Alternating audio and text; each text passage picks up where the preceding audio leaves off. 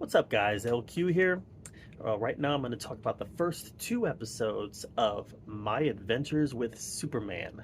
Got to watch those episodes on HBO Max today, or it's just Max now. And first of all, I'm a huge Superman fan. I've been a Superman fan my whole life.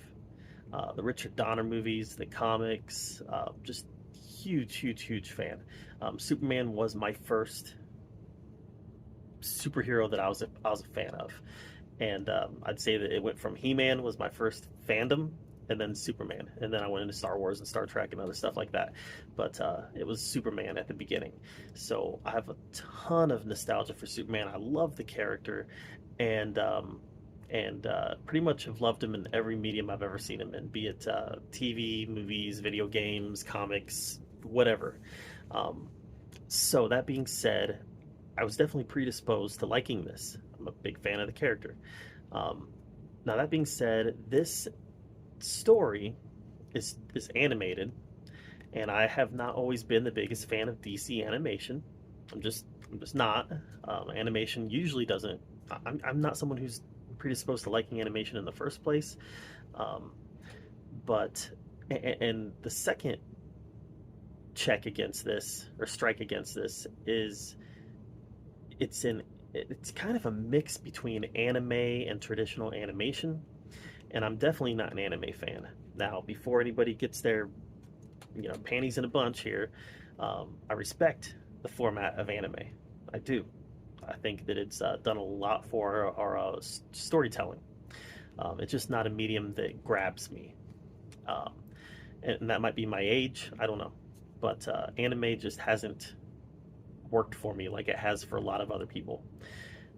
In this story, like I said, it's kind of a mix between anime and traditional animation, but it's beautifully animated.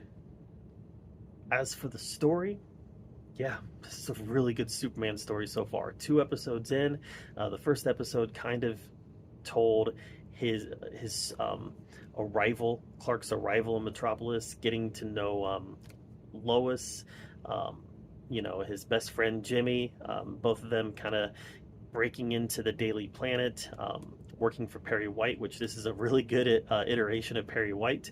Kind of reminds me of the Man of Steel iteration a little bit.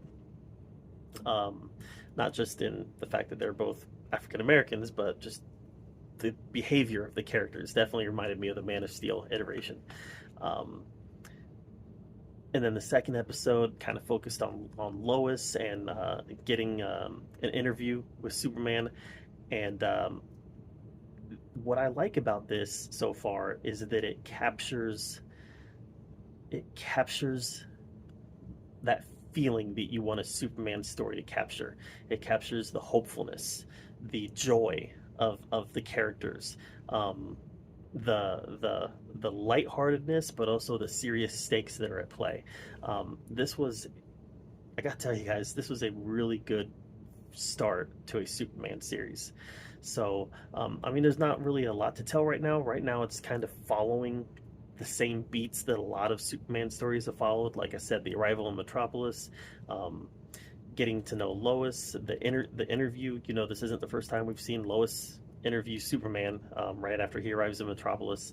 Right now, he's exploring his heritage, where he came from. Episode 2 opens up with them, um, Jonathan and Martha, unburying the ship that Clark arrived in.